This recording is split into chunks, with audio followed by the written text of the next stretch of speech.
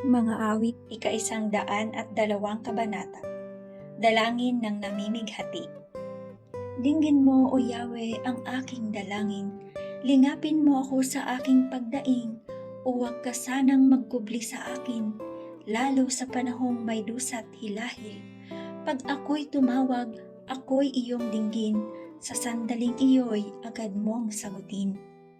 Pumapanaw akong usok ang katulad, damdam ko sa init apoy na maningas. Katulad ko'y damong natuyo sa parang, pati sa pagkai di ako ganahan.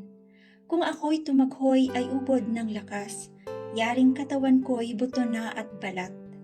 Tulad ko'y mailap na ibon sa ilang, para akong kuwago sa dakong mapanglaw, ang aking katulad sa hindi pagtulog, ibon sa bubungang palaging malungkot. Sa buong maghapon ang aking kaaway, sinusumpa pati ang aking pangalan. Pagkain ko'y abo at hindi tinapay, sariling luha ko ang nasa inuman. Dahil sa galit mo, aking Panginoon, dinaklot mo ako't iyong itinapon.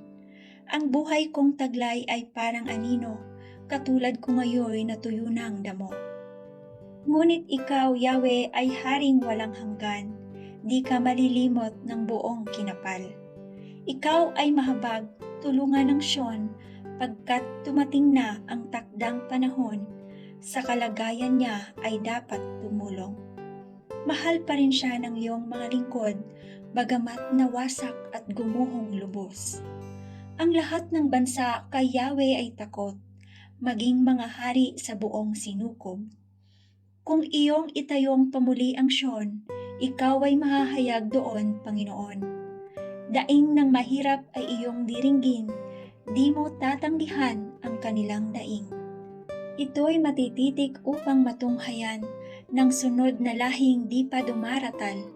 Ikaw nga, O Yahweh, ay papupurihan. Mula sa itaas, luklukan mong banal, ang lahat sa lupa'y iyong minamasdan. Iyong dinirinig ang pagtataguyan ng mga bilanggong, ang hatol ay bitay, upang palayain sa hirap na taglay. Ano pat ang iyong ngalay mahahayag, sa Sion, O Yahweh, ikaw ay ibabansag, at sa Jerusalem pupurihing ganap.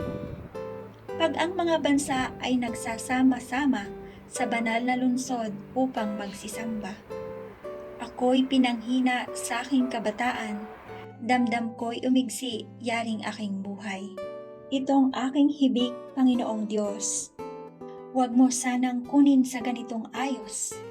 Ang buhay mo, Yahweh, walang katapusan. Ikaw ang lumikha nitong daigdigan, at nilikha mo rin pati kalangitan. Maliban sa iyo, lahat mapaparang, at tulad ng damit, masisirang tunay.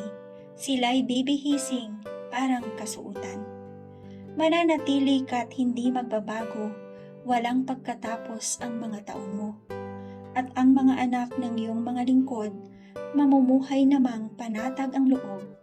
Magiging matatag ang kanilang angkan, sa pag-iingat mo sila ay tatagal.